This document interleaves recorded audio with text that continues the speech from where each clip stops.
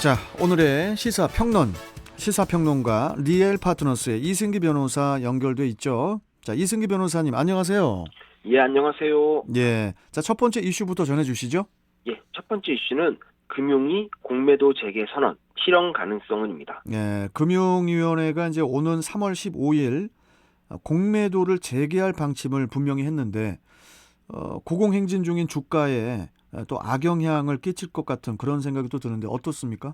예, 코로나19 사태로 인한 이 주식시장 안정화를 위해 지난해 3월부터 지금껏 공매도가 금지되어 왔습니다. 예. 그래서 코로나19로 인한 주식 폭락장에서도 이 동학개미로 상징되는 개인 투자자들의 대규모 이제 주식 매수가 가능했고요. 그게 이제 우리나라 주식이 이제 다른 나라에 비해서 빠르게 회복된 건 역시도 이 공매도 금지가 큰 영향을 끼쳤다는 분석입니다. 근데 문제는 이 실물 경제가 어려운 상황에서도 코스피 3천을 돌파하며 결국 이제 주식시장이 과열됐다는 건데요. 예. 그렇다 보니까 금융당국에서도 이제 공매도 재개 카드를 꺼내줄 수밖에 없었다는 겁니다.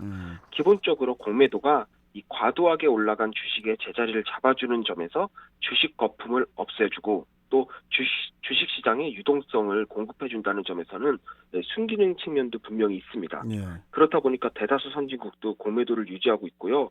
특히 코로나19 사태 속에서도 미국이나 영국과 같은 나라들은 아예 공매도 금지 조치를 하지 않고 있고 또 일부 공매도를 금지했던 세계 각국 중에서 프랑스와 같은 유럽 국가들은 이미 지난해 5월 공매도를 재개한 상태입니다. 예. 그렇다 보니까 우리나라도 이제 공매도 금지가 계속 이렇게 지금처럼 이어질 경우에는 외국인 자금이 이탈될 우려도 역시 크다는 지적도 있습니다.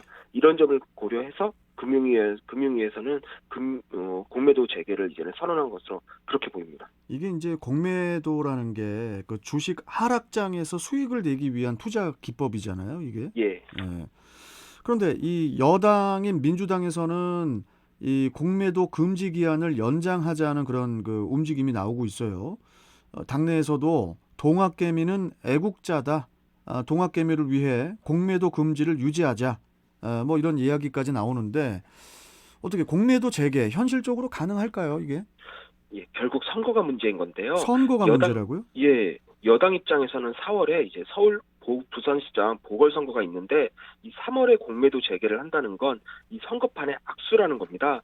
지금 경제를 보면은 자영업자도 중소기업도 힘들고 부동산 값은 올라가고 다 어렵습니다. 그런데 오직 주식만 화랑인 겁니다. 예.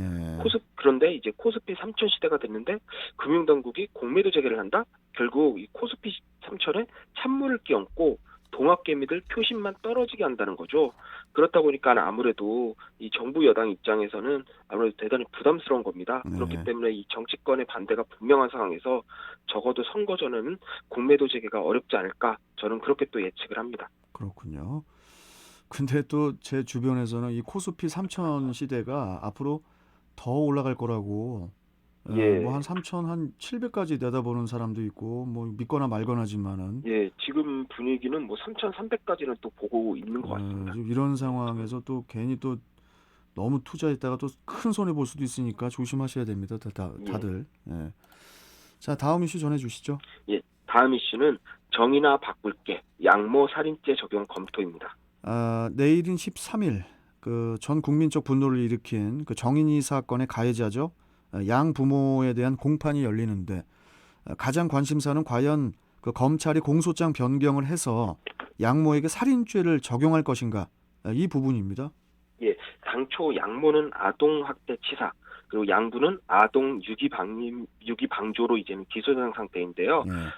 살인죄는 적용을 하지 않았습니다. 이제 살인죄를 적용하려면 사람을 살해하겠다는 의도, 최소한 미필적 고의는 가지고 있어야 되고 또 사망에 이를 만한 위력을 가했다는 점을 입증해야 하는데 이 경찰과 검찰 모두 양모의 학대가 그에는 이르지 못했다고 그렇게 본 겁니다.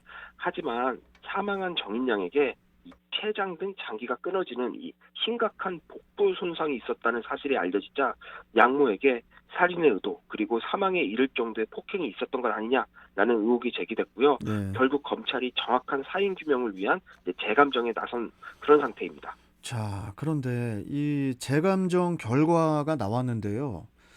일단 그 대한소아청소년의사회에서는 교통사고를 당하거나 뭐 황소 머리에 받칠 정도의 충격을 받았을 때, 그럴 때 정인양처럼 최장이 절단될 수 있다. 이러면서 이제 사실상 그 살인죄 적용이 타당하다는 그런 의견을 밝혔어요. 예, 검찰도 지금 법리 검토를 하고 있는 걸로 아는데 예. 이번 재감정 결과를 토대로 공소장 변경을 만약에 한다면 이 살인죄를 추가해서 이 살인 혐의를 주의적 공소사실로 또 아동학대 치사 혐의를 예비적 공소사실로 삼을 것을 고려하고 있는 것으로 보입니다. 자, 그런데 이제 양모는 가슴 확대 수술을 받아서 통증이 있었는데 정인이를 들었다가 통증으로 떨어뜨렸다. 뭐 이런 식의 해명을 했는데 이거는 어떻게 보십니까? 그 아동학대 사건을 다뤄보면 가해자들이 가장 많이 하는 변명이 아이가 넘어졌다, 높은 데서 떨어졌다, 계단에서 굴렀다, 딱 이겁니다. 이번 양부모의 해명도 해명이 아니라 변명으로 보이는 게 사람을 들었다가 떨어뜨렸다고 해서 췌장이 끊어질 정도면 도대체 어느 높이에서 떨어뜨려야 되는지 뭐 양모 키가 10m는 되는지 진짜 묻고 싶은 겁니다. 예. 결국 가해자가 자기 범행을 은폐하려고 하는 가장 흔한 변명 중 하나입니다. 일반적인 사람의 키에서 자유낙하로 떨어뜨렸다 그러면 이 정도 상해가 나오질 않습니다. 예. 이승기 변호사께서는 이 살인죄 적용에 대해서 어떻게 보십니까? 이번 사건? 예, 일단 정인양의 복부에 심각한 폭행을 가했다는 점은 감정 결과 명확하고요. 그렇다면 과연 양모에게 이 정도 폭행이면 정인양이 사망할 수 있다는 예견 가능성, 적어도 미필적 고의가 인정되는 게 중요한데요. 여기서 봐야 할 게 바로 정인양이 생후 16개월 된 유아라는 겁니다. 예. 만약 피해자가 성인이라면 복부를 그 정도 때려서 사람이 죽는다는 것 예상이 어려울 수도 있습니다. 그렇죠. 성인이라면. 예. 그렇지만 이 16개월 된 아이는 신체도 약하고 이 복근이나 이런 근육도 거의 발달이 되어 있지가 않습니다. 예. 뼈도 약하고 그렇다 보니까 이 정도 수준으로 어린아이를 무차별 폭행한다? 그러면 일반인들이 생각한다면 이 정도면은 16개월 된 아이는 죽을 수 있다라고 생각하는 건 당연합니다. 예. 결국 폭행의 정도, 폭행당한 부위, 정인양의 나이를 고려할 때 이 정도 폭행 정도라면은 살인의 미필적 고의는 충분히 인정이 될 것으로 보입니다. 그리고 이런 부분도 검찰이 좀 과감히 공소장 변경을 통해 살인죄로 처벌되는 선례를 만드는 것도 중요합니다. 예. 이전에 N번방 사건에서도 문제가 됐던 게 과연 얼굴도 전혀 모르는 텔레그램 대화방 참여자들이 조폭에게나 적용되는 이 범죄단체 구성죄를 적용할 수 있는지 서로 얼굴도 모르고 아무것도 모르는데 사는 것도 모르고 근데 범죄단체로 볼 수 있는지에 대해서 논란이 많았습니다. 예. 하지만 당시 검찰이 과감하게 범죄단체 구성죄를 적용해서 공소 제기를 했고 최종적으로 그 범죄가 인정이 됐습니다. 그런 선례가 있다 보니까 지금은 N번방과 같은 유사한 범죄에 대해서는 범죄단체 구성죄로 중형 선고가 가능해졌고 이게 이제는 당연한 게 됐습니다. 검찰도 아동학대 범죄에 경종을 울릴 새로운 판례를 만든다는 점에서 좀 적극적으로 살인죄 적용을 검토하는 것이 저는 맞다고 그렇게 생각을 합니다. 그러니까 이제 아동 학대에 대한 선례를 남겨야 된다, 뭐 이런 말씀이시죠? 그 내일이 그 공판 기일인데 그 공소장 변경을 한다면 언제쯤 할까요? 아마 오늘 하거나 만약 추가 법리 검토가 필요하다면 내일 공판기일에서 이 공소장 변경에 대해 검토하겠다 이런 입장을 밝힐 것으로 검찰이 그렇게 보이는데 저는 오늘쯤 검찰이 입장 정리를 할 것으로 그렇게 보고 있습니다. 예, 알겠습니다.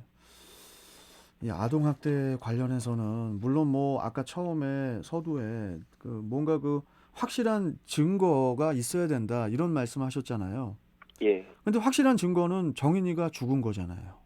맞습니다. 예, 그리고 췌장이 끊어진 거잖아요.